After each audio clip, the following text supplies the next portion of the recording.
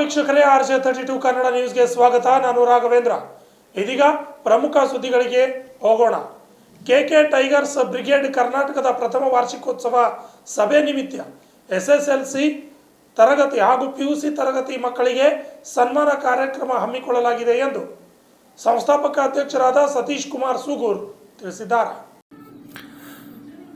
ಇಂದು ಪತ್ರಿಕಾ ಭವನದಲ್ಲಿ ನಡೆದ ಸುದ್ದಿಗೋಷ್ಠಿಯಲ್ಲಿ ಮಾತನಾಡಿದ ಅವರು, ಇದೇ ಜನವರಿ 11ರಂದು ಕನ್ನಡ ಭವನದಲ್ಲಿ ಕಾರ್ಯಕ್ರಮ ಹಮ್ಮಿಕೊಳ್ಳಲಾಗಿದೆ.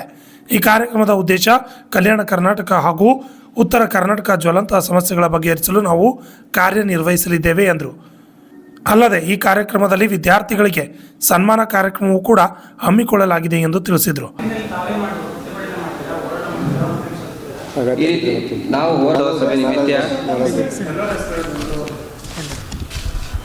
ನಾನು ಕೆಕೆ ಟೈಗರ್ಸ್ ಬ್ರಿಗೇಡ್ ಕಲಬುರಗಿ ರಾಜ್ಯಾಧ್ಯಕ್ಷ ಹಾಗೂ ಸಂಸ್ಥಾಪಕ, ಅದೇ ರೀತಿಯಾಗಿ ನಮ್ಮ ಕಾನೂನು ಸಲಹೆಗಾರರಾದಂಥ Satish Kumar Sugur, KK Tigers Brigade ವತಿಯ ನಾನು ಹೌದು ಸರ್, 1 ವರ್ಷ ಆಗಿದೆ. ಹೌದು, ಇದು ಬೇಡಿಕೆಗಳನ್ನು ಸರ್ ಆ್ಯಕ್ಚುಲಿ ಕಲ್ಯಾಣ ಕನ್ನಡ ಭಾಗದಾಗ ಈ ರೀತಿ ಯೋಜನೆಗಳು ತರಬೇಕಂತ ನಮ್ಮದೊಂದು ಕೆಕೆ ಟೈಗರ್ಸ್ ಒಂದು ಉದ್ದೇಶ ಆಗಿದೆ ಸರ್.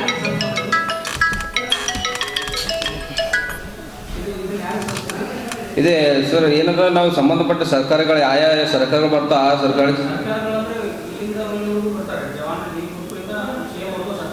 ಹೌದು